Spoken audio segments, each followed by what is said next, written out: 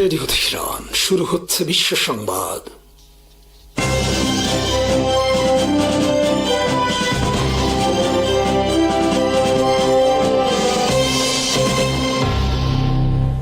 শুরুতেই সংবাদ শিরোনাম। ইরানের পররাষ্ট্রমন্ত্রী সৈয়দ আব্বাস আরাকচি যুক্তরাষ্ট্রকে কঠোর সতর্কবার্তা দিয়ে বলেছেন, হুমকি ও চাপ অব্যাহত থাকলে দুই দেশের মধ্যে চূড়ান্ত কোনো চুক্তি নিয়ে আলোচনা শুরু হবে না। তিনি জোর দিয়ে বলেন, সমঝোতা স্মারকের 13 নম্বর ধারা স্পষ্টভাবে উল্লেখ করেছে যে হুমকি চলমান থাকলে চূড়ান্ত চুক্তির আলোচনা শুরু করা যাবে না। আজ সামাজিক যোগাযোগ মাধ্যম এক্সে এক বার্তায় আরাকচি বলেন, লক্ষ লক্ষ গর্বিত ইরানি ঐক্যবদ্ধভাবে মহান আয়াতুল্লাহ খামেনি এবং তার উত্তরাধিকারের প্রতি শ্রদ্ধা জানাতে সমবেত হয়েছেন। তাদের কিংবা আমাদের সাহসী সশস্ত্র বাহিনীকে কোনো হুমকি ভীত করতে পারবে না। তিনি যুক্তরাষ্ট্রের উদ্দেশ্যে আরো বলেন, সমঝোতা স্মারকের 13 নম্বর ধারা পরিষ্কার, হুমকি অব্যাহত থাকলে চূড়ান্ত চুক্তি নিয়ে আলোচনা শুরু হবে না। আপনারা নিজেদের স্বাক্ষরের সম্মান রক্ষা করুন। আরাকচির এই বক্তব্য এমন সময় এসেছে যখন শহীদ ইসলামী বিপ্লবের নেতা আয়াতুল্লাহ সাইয়েদ আলী খামেনির শেষ যাত্রায় লাখো মানুষের অংশগ্রহণ আন্তর্জাতিক অঙ্গনে ব্যাপক আলোচনার জন্ম দিয়েছে। ইরানি কর্মকর্তাদের মতে এই বিশাল জনসমাগম দেশটির জনগণের ঐক্য, স্থিতিশীলতা এবং রাষ্ট্রের প্রতি সমর্থনের প্রতীক। ইরানের পররাষ্ট্র দপ্তরের দৃষ্টিতে শেষ যাত্রায় জনগণের ব্যাপক উপস্থিতি ও জাতীয় সংহতির বার্তা যুক্তরাষ্ট্রের প্রতি একটি স্পষ্ট সংকেত বহন করে। তেহরানের দাবি, যদি ওয়াশিংটন সত্যি কূটনৈতিক সমাধান চায় তবে তাকে প্রথমে হুমকির ভাষা পরিহার করতে হবে এবং ইসলামাবাদের স্বাক্ষরিত সমঝোতার স্মারকের শর্তাবলী মেনে চলতে হবে। বিশ্লেষকদের মতে আরাকচির সাম্প্রতিক মন্তব্য ইঙ্গিত করছে যে ভবিষ্যৎ আলোচনার পথ পুরোপুরি নির্ভর করবে যুক্তরাষ্ট্রের আচরণ ও পূর্ববর্তী প্রতিশ্রুতি বাস্তবায়নের উপর। ইরানও স্পষ্ট করে দিয়েছে, পারস্পরিক সম্মান ও প্রতিশ্রুতি রক্ষার ভিত্তিতেই কেবল নতুন কোনো চুক্তির পথে অগ্রসর হওয়া সম্ভব। ইরানের পররাষ্ট্র মন্ত্রণালয়ের মুখপাত্র ইসমাইল বাঘাই হরমুজ প্রণালী নিয়ে জার্মান পররাষ্ট্রমন্ত্রীর সাম্প্রতিক মন্তব্যের তীব্র সমালোচনা করেছেন। তিনি ওই মন্তব্যকে লজ্জাজনক আখ্যা দিয়ে বলেছেন, এটি বাস্তবতাকে বিকৃত করার পাশাপাশি ইরানের বিরুদ্ধে সামরিক আগ্রাসনে জার্মানির ভূমিকা আড়াল করার চেষ্টা। সামাজিক যোগাযোগ মাধ্যম এক্সে দেয়া এক পোস্টে বাঘাই বলেন, হরমুজ প্রণালী নিয়ে জার্মান পররাষ্ট্রমন্ত্রীর বক্তব্য অত্যন্ত লজ্জাজনক। এটি বাস্তবতার জঘন্য বিকৃতি এবং ইয়োহান ভলফগান ফন গেটের বিখ্যাত রচনা ফাস্ট এর মেফিস্টোফেলেস চরিত্রের কৌশলী প্রতারণার কথা মনে করিয়ে দেয়। তিনি আরও দাবি করেন, ইরানের বিরুদ্ধে সংঘটিত সামরিক আগ্রাসনে জার্মানি প্রত্যক্ষভাবে জড়িত ছিল এবং এ কারণে দেশটিকে তার কর্মকাণ্ডের পূর্ণ দায়ভার বহন করতে হবে। ইরানি মুখপাত্র বলেন, ইরানের বিরুদ্ধে অবৈধ যুদ্ধ এবং ইরানি জনগণের উপর সংঘটিত যুদ্ধাপরাধে বার্লিন সরকারের ভূমিকার জন্য তাদের জবাবদিহি করতেই হবে। উস্কানিমূলক বক্তব্য দিয়ে এই দায় এড়ানোর কোনো সুযোগ নেই। বাঘাই আরো বলেন, আন্তর্জাতিক আইন লঙ্ঘন করে পরিচালিত যে কোনো সামরিক পদক্ষেপের জন্য সংশ্লিষ্ট রাষ্ট্রগুলোর জবাবদিহি নিশ্চিত করা উচিত। তার মতে, ইরানের বিরুদ্ধে নেওয়া পদক্ষেপে যারা প্রত্যক্ষ বা পরোক্ষভাবে সহায়তা করেছে তাদেরও আন্তর্জাতিক আইনের আওতায় দায় বহন করতে হবে। হরমুজ প্রণালীকে কেন্দ্র করে সাম্প্রতিক উত্তেজনার মধ্যে তেহরানের এই প্রতিক্রিয়া ইঙ্গিত দিচ্ছে যে পশ্চিমা দেশগুলোর সঙ্গে ইরানের কূটনৈতিক বিরোধ আরও তীব্র হতে পারে। একই সঙ্গে জার্মানির বিরুদ্ধে ইরানের অভিযোগ দুই দেশের সম্পর্কেও নতুন উত্তেজনার সৃষ্টি করতে পারে। সিরিয়ার রাজধানী দামেস্কে সফররত ফ্রান্সের প্রেসিডেন্ট ইমানুয়েল ম্যাক্রো যে হোটেলে অবস্থান করছিলেন তার কাছাকাছি আজ একাধিক বিস্ফোরণের ঘটনা ঘটেছে। তবে ফরাসি প্রেসিডেন্ট সম্পূর্ণ নিরাপদ রয়েছেন এবং নির্ধারিত কর্মসূচি অনুযায়ী সফর চালিয়ে যাচ্ছেন বলে জানিয়েছে এলিসি প্রাসাদ।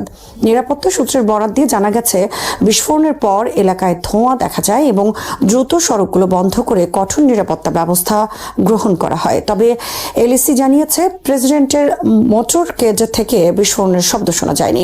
সফর সঙ্গী সাংবাদিকরাও কোনো ধরনের আতঙ্ক বা বিশৃঙ্খলা প্রত্যক্ষ করেননি। বিস্ফোরণের কিছুক্ষণ পরই ম্যাক্রো সিরিয়ার প্রেসিডেন্ট আহমেদ আল শারার সঙ্গে প্রেসিডেন্ট প্রাসাদে বৈঠক করেন। এই সফরের মাধ্যমে ইউরোপীয় ইউনিয়নের কোনো সদস্য দেশের রাষ্ট্রপ্রধান হিসেবে 2024 সালে বাশার আল আসাদের পতনের পর প্রথমবার সিরিয়া সফর করলেন ম্যাক্রো। সফরটি এমন সময় হচ্ছে যখন দীর্ঘ 13 বছরের যুদ্ধবিধ্বস্ত সিরিয়াকে পুনর্গঠনের চেষ্টা করছেন প্রেসিডেন্ট আল শারা। একসময় আল কায়দার সঙ্গে সংশ্লিষ্ট থাকলেও তিনি বর্তমানে পশ্চিমা ও মধ্যপ্রাচ্যের বিভিন্ন দেশের সঙ্গে সম্পর্ক জোরদার করার উদ্যোগ নিয়েছেন। তবে দেশটিতে এখনও নিরাপত্তা পরিস্থিতি অস্থিতিশীল। গৃহযুদ্ধের সময় তথাকথিত ইসলামিক স্টেট সহ বিভিন্ন সশস্ত্র গোষ্ঠী সেখানে শক্ত ঘাঁটি গড়ে তুলেছিল। এছাড়া সরকারপন্থী বাহিনী ও ধর্মীয় জাতিগত সংখ্যালঘুদের মধ্যে সহিংসতাও নতুন সরকারের জন্য বড় চ্যালেঞ্জ হয়ে রয়েছে। ইরানের সর্বোচ্চ নেতা আয়াতুল্লাহ আলী খামেনির শেষকৃত্যের চতুর্থ দিনে আজ পবিত্র নগরী কোমে হাজারো মানুষ শোক মিছিলে অংশ নেন। যুক্তরাষ্ট্র ইসরায়েলের সঙ্গে যুদ্ধের প্রথম দিনে গত ফেব্রুয়ারির শেষ দিকে নিহত হওয়া খামেনির মরদেহ বর্তমানে কোমের ঐতিহাসিক জামকারান মসজিদে রাখা হয়েছে, যেখানে শ্রদ্ধা জানাতে পুরো দেশ থেকে মানুষের ঢল নামে। রাষ্ট্রীয় টেলিভিশনের প্রচারিত আকাশ চিত্রে দেখা যায় প্রায় 15 লাখ জনসংখ্যার কোম শহরের প্রধান সড়কগুলো শোকার্ত মানুষের ভিড়ে পরিপূর্ণ। জামকারান মসজিদে 93 বছর বয়সী প্রভাবশালী শিয়া আলেম আয়াতুল্লাহ আবদুল্লাহ জাভাদি আল আমুলির ইমামতিতে বিশেষ দোয়া ও জানাজার অনুষ্ঠান অনুষ্ঠিত হয়। এই সময় উপস্থিত জনতা একযোগে আমেরিকার মৃত্যু হোক স্লোগান দেন, যা ইরানের সরকারি সমাবেশগুলোতে দীর্ঘদিনের পরিচিত স্লোগান। অনুষ্ঠানে খামেনির মরদেহের পাশাপাশি একই হামলায় নিহত তার পরিবারের আরও 4 সদস্যের কফিন রাখা হয়। তাদের মধ্যে মাত্র 14 মাস বয়সী এক নাতনিও ছিলেন বলে বিভিন্ন প্রতিবেদনে উল্লেখ করা হয়েছে। পরে একটি ট্রাকে করে মরদেহগুলো কোমের অন্যতম পবিত্র স্থান হযরত ফাতিমা মাসুমার মাজারের দিকে নিয়ে যাওয়া হয়। তিনি অষ্টম শিয়া ইমাম রেজায়ের বোন এবং মহানবী হযরত মুহাম্মদ সাল্লাল্লাহু আলাইহি ওয়াসাল্লামের বংশধর হিসেবে সম্মানিত। এর আগের দিন রাজধানী তেহরানে অনুষ্ঠিত বিশাল শোকযাত্রায় লাখো মানুষ অংশ নেন। যুদ্ধ পরবর্তী পরিস্থিতি এবং কয়েক মাস আগে সরকার বিরোধী বিক্ষোভের পর জাতীয় ঐক্যের বার্তা তুলে ধরতেই এই আয়োজনকে গুরুত্ব দিয়েছে ইরান সরকার। অনেকেই এই শোকযাত্রাকে 1989 সালে আয়াতুল্লাহ রুহুল্লাহ খোমেনির শেষকৃত্যের সঙ্গে তুলনা করছেন। তবে এখন পর্যন্ত জনসম্মুখে দেখা যায়নি খামেনির উত্তরসূরি হিসেবে ঘোষিত তার ছেলে মুস্তফা খামেনিকে। ইরানি কর্মকর্তাদের দাবি, বাবাকে হত্যা করা বিমান হামলায় তিনিও আহত হয়েছেন। বুধবার ইরাকে আরেকটি শোকযাত্রা অনুষ্ঠিত হওয়ার কথা রয়েছে। আর বৃহস্পতিবার খামেনিকে তার জন্মস্থান উত্তর পূর্বাঞ্চলের পবিত্র শহর মাশহাদে দাফন করা হবে। যুক্তরাষ্ট্রের 5ম প্রজন্মের যুদ্ধবিমান F-35 কর্মসূচিতে তুরস্ককে পুনরায় অন্তর্ভুক্ত করার বিষয়ে ইতিবাচক অবস্থান নিয়েছেন মার্কিন প্রেসিডেন্ট ডোনাল্ড ট্রাম্প। সোমবার প্রকাশিত নিউ ইয়র্ক টাইমসের এক প্রতিবেদনে প্রশাসনের 4 জন জ্যেষ্ঠ কর্মকর্তার বরাতে বলা হয়, ট্রাম্প তুরস্কের প্রেসিডেন্ট রিসেপ তাইব এরদোয়ানকে জানাতে পারেন যে তিনি তুরস্ককে আবারও F-35 কর্মসূচিতে যুক্ত করার বিষয়ে প্রস্তুত। এ নিয়ে উভয় নেতার মধ্যে চিঠি বিনিময়ের সম্ভাবনা রয়েছে বলে প্রতিবেদনে উল্লেখ করা হয়েছে। প্রতিবেদনটি এমন সময় প্রকাশিত হলো যখন ট্রাম্প ন্যাটো সম্মেলনে যোগ দিতে আঙ্কারায় যাচ্ছেন এবং সেখানে এরদোয়ানের সঙ্গে তার বৈঠক হওয়ার কথা রয়েছে। 2019 সালে তুরস্ক রাশিয়ার তৈরি S-400 এয়ার ডিফেন্স সিস্টেম কিনলে ওয়াশিংটনের সঙ্গে আঙ্কারার সম্পর্কের অবনতি ঘটে। যুক্তরাষ্ট্রের অভিযোগ ছিল S-400 ব্যবস্থা F-35 এর নিরাপত্তার জন্য ঝুঁকিপূর্ণ। এর জেরে যুক্তরাষ্ট্র তুরস্কের উপর নিষেধাজ্ঞা আরোপ করে এবং দেশটিকে F-35 কর্মসূচি থেকে বাদ দেয়। পাশাপাশি কংগ্রেস এমন আইন পাশ করে যাতে তুরস্কের কাছে S-400 থাকা অবস্থায় তাদের কাছে F-35 বিক্রি নিষিদ্ধ থাকে। তবে ট্রাম্প প্রশাসনের সময় দুই দেশের সম্পর্ক কিছুটা উষ্ণ হয়েছে। গত মাসে যুক্তরাষ্ট্রের প্রশাসন কংগ্রেসকে তুরস্কের কাছে $70 কোটি বেশি মূল্যের যুদ্ধ বিমানের ইঞ্জিন বিক্রির পরিকল্পনার বিষয়ে আনুষ্ঠানিকভাবে অবহিত করে। অন্যদিকে ইসরায়েলের প্রধানমন্ত্রী বেনিয়ামিন নেতানিয়াহু তুরস্কের কাছে F-35 বিক্রির বিরোধিতা করেছেন। সোমবার ফক্স অ্যান্ড ফ্রেন্ডস অনুষ্ঠানে তিনি বলেন, এরদোয়ান প্রকাশ্যে ইসরায়েল ধ্বংসের আহ্বান জানান এবং তুরস্ককে F-35 দেয়া হলে মধ্যপ্রাচ্যের সামরিক ভারসাম্য নষ্ট হতে পারে। তার দাবি, এই ভারসাম্য মূলত ইসরায়েলের আকাশ সামরিক শ্রেষ্ঠত্ব এবং যুক্তরাষ্ট্রের আঞ্চলিক অবস্থানের উপর নির্ভরশীল। তুরস্ক ও ইসরায়েলের সম্পর্ক দীর্ঘদিন ধরেই উত্তেজনাপূর্ণ। গাজা যুদ্ধকে কেন্দ্র করে এরদোয়ান ইসরায়েলের বিরুদ্ধে বারবার গণহত্যার অভিযোগ তুলেছেন, যা দুই দেশের কূটনৈতিক টানাপোড়েন আরও বাড়িয়েছে।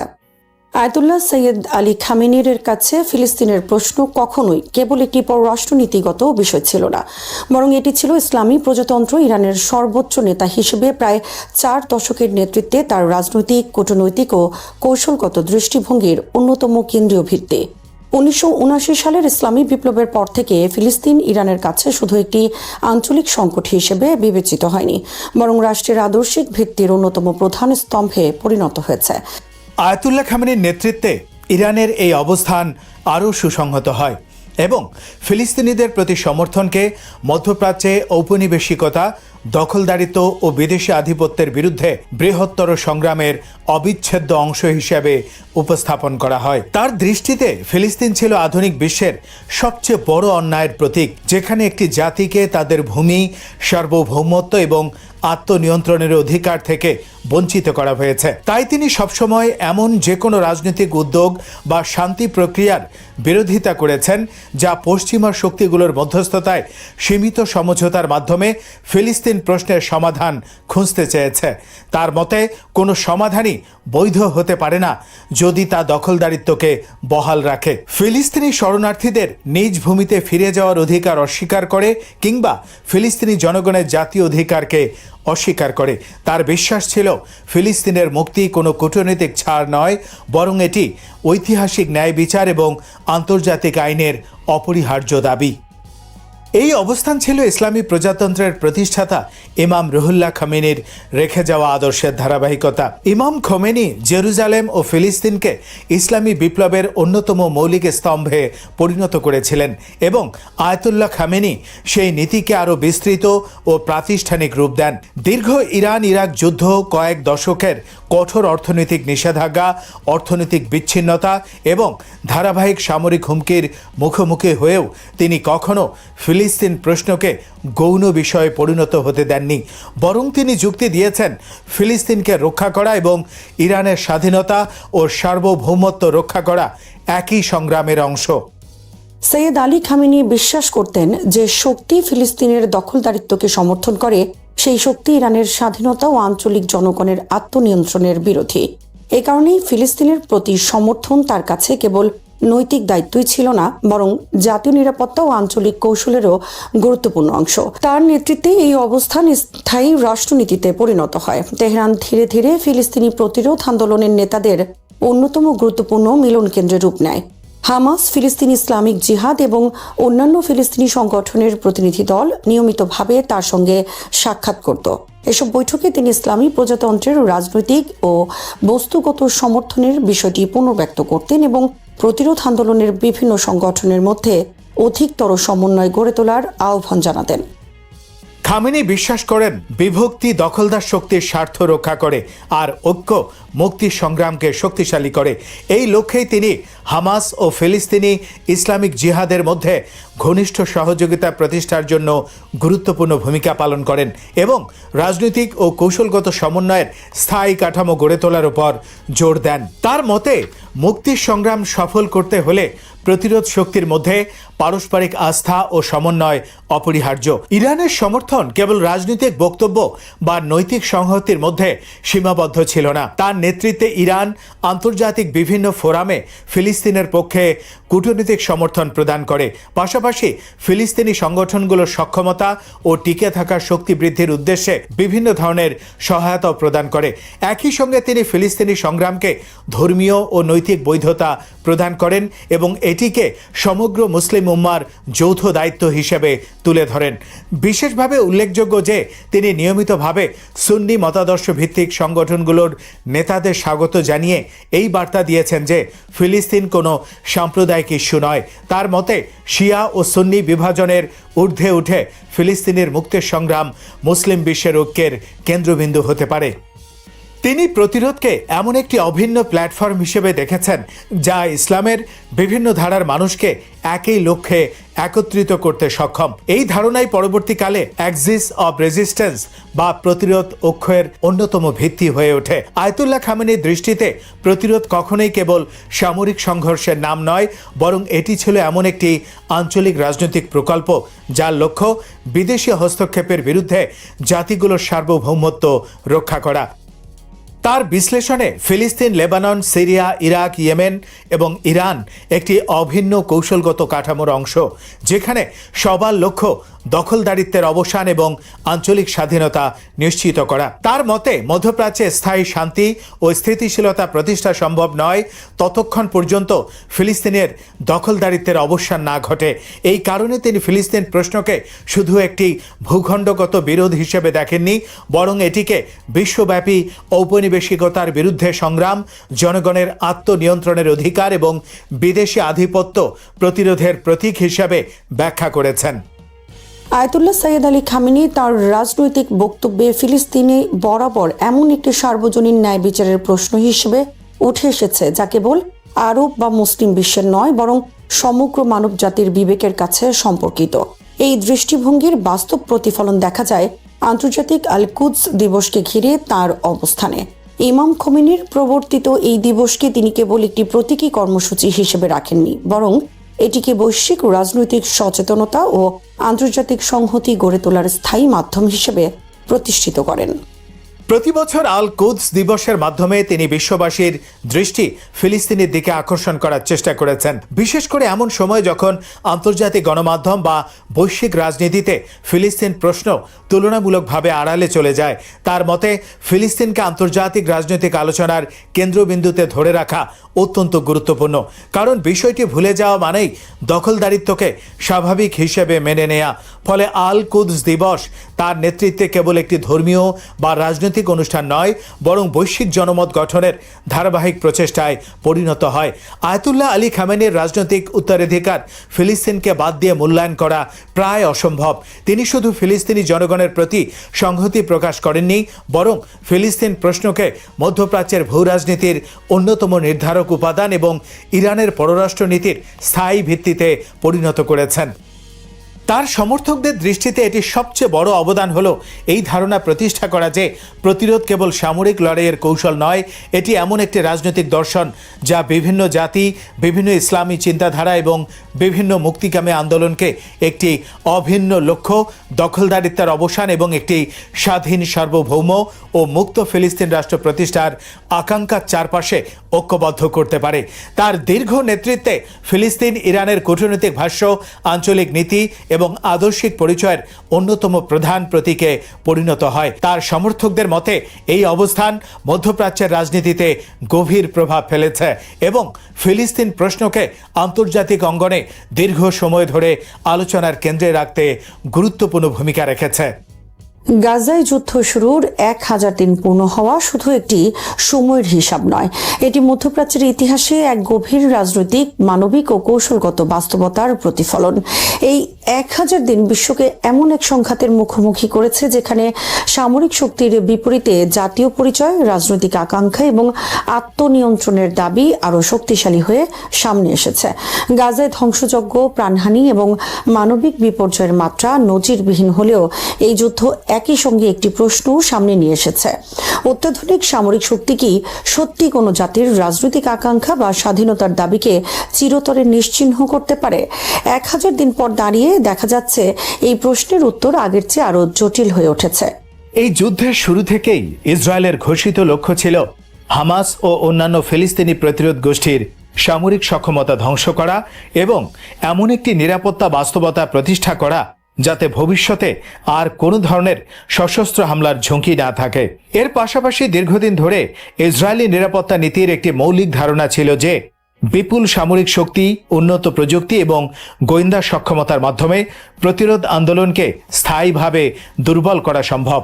কিন্তু 1000 দিন পরেও দেখা যাচ্ছে গাজায় ব্যাপক ধ্বংসযজ্ঞ সত্ত্বেও ফিলিস্তিনি প্রশ্ন আন্তর্জাতিক রাজনীতির কেন্দ্রবিন্দুতে রয়ে গেছে এবং প্রতিরোধের ধারণাও পুরোপুরি বিলীন হয়নি।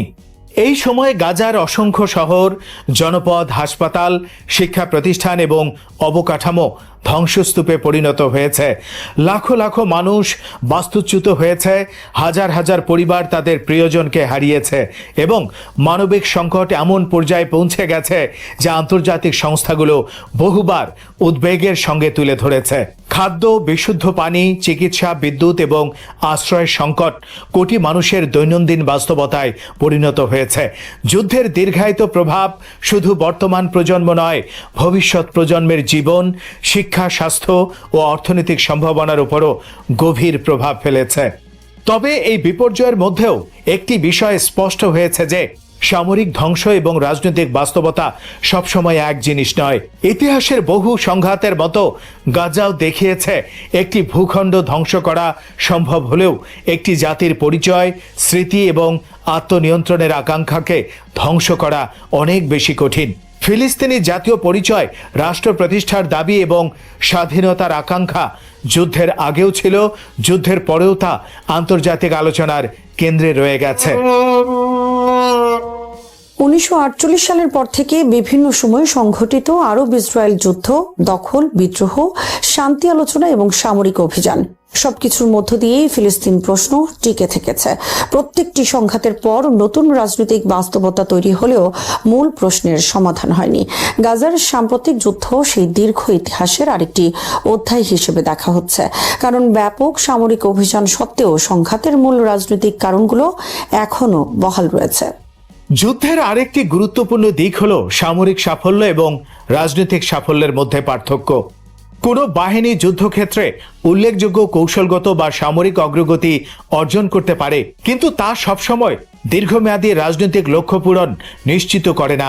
ইতিহাসে ভিয়েতনাম, আফগানিস্তান, আলজেরিয়া কিংবা অন্যান্য দীর্ঘস্থায়ী সংঘাতের উদাহরণ দেখায় যে সামরিক শক্তি দিয়ে প্রতিপক্ষকে দুর্বল করা গেলেও আদর্শ, জাতীয় পরিচয় এবং রাজনৈতিক আকাঙ্ক্ষাকে সম্পূর্ণ নির্মূল করা অত্যন্ত কঠিন। গাজার যুদ্ধ নিয়েও একই ধরনের বিশ্লেষণ সামনে এসেছে। 1000 দিনের এই সংঘাতে ইসরায়েলের নিরাপত্তা নীতির অন্যতম ভিত্তি প্রতিরোধ বা ডিটারেন্স নিয়েও নতুন করে আলোচনা সৃষ্টি করেছে।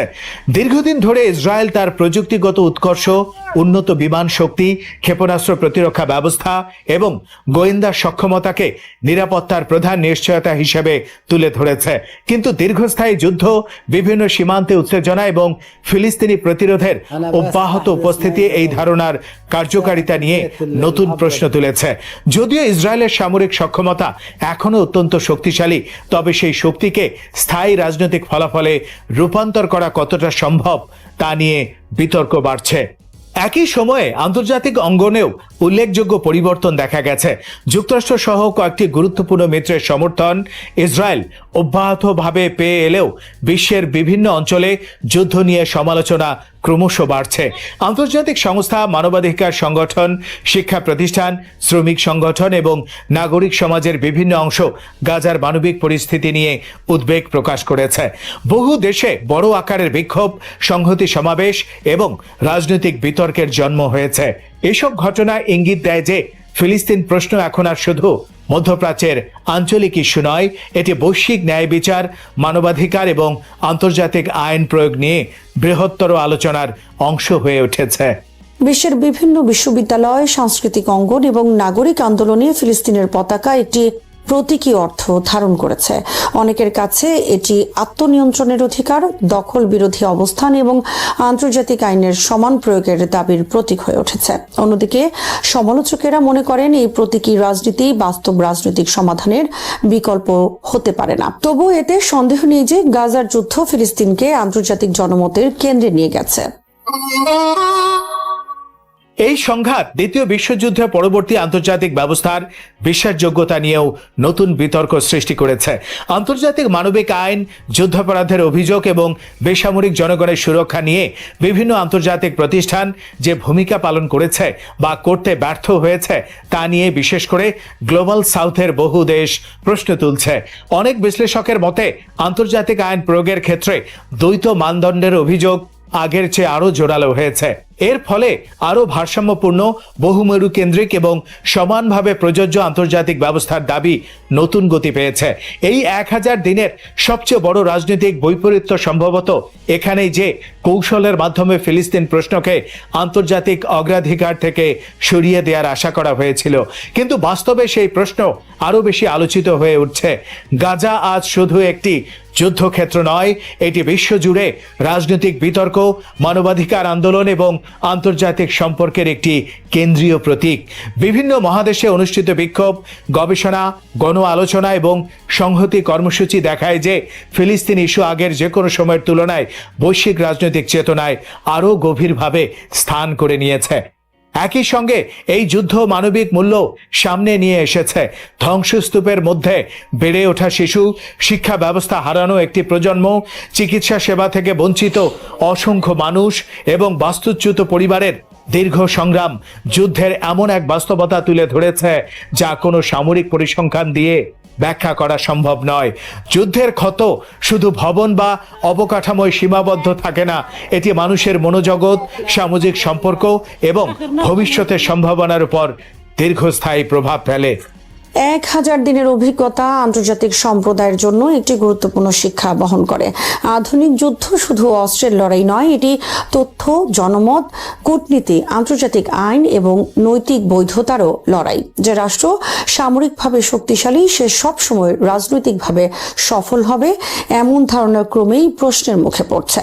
বর্তমান বিশ্বে আন্তর্জাতিক জনমত, কূটনৈতিক অবস্থান এবং নৈতিক গ্রহণযোগ্যতাও রাষ্ট্রের শক্তির গুরুত্বপূর্ণ উপাদানে পরিণত হয়েছে। ফিলিস্তিন এখনো একটি পূর্ণাঙ্গ সার্বভৌম রাষ্ট্র হিসেবে প্রতিষ্ঠিত হয়নি। বহু দশকের সংঘাতের পরও রাজনৈতিক সমাধান অধরাই রয়ে গেছে, কিন্তু একই সঙ্গে এটিও সত্য যে ফিলিস্তিন প্রশ্ন আন্তর্জাতিক রাজনীতির অন্যতম গুরুত্বপূর্ণ আলোচিত বিষয় পরিণত হয়েছে। যুদ্ধের আগে যেসব বিষয় সীমিত পরিসরে আলোচিত হতো, এখন তা বিশ্বের বিভিন্ন দেশের সংসদ, বিশ্ববিদ্যালয়, সংবাদ মাধ্যম এবং আন্তর্জাতিক কূটনৈতিক আলোচনায় নিয়মিত স্থান পাচ্ছে। গাজার এই দীর্ঘ যুদ্ধ তাই শুধু সামরিক সংঘাতের ইতিহাস নয়, এটি রাজনৈতিক বাস্তবতা, মানবিক বিপর্যয়, আন্তর্জাতিক আইন এবং জাতীয় আত্মপরিচয়ের প্রশ্নকে নতুনভাবে সংজ্ঞায়িত করেছে। এই 1000 দিন দেখিয়ে দিয়েছে সামরিক শক্তি দিয়ে শহর ধ্বংস করা সম্ভব, অবকাঠামো নিশ্চিহ্ন করা সম্ভব, কিন্তু ইতিহাস, জাতীয় স্মৃতি, সাংস্কৃতিক পরিচয় এবং স্বাধীনতার আকাঙ্ক্ষাকে সম্পূর্ণ মুছে ফেলা অত্যন্ত কঠিন।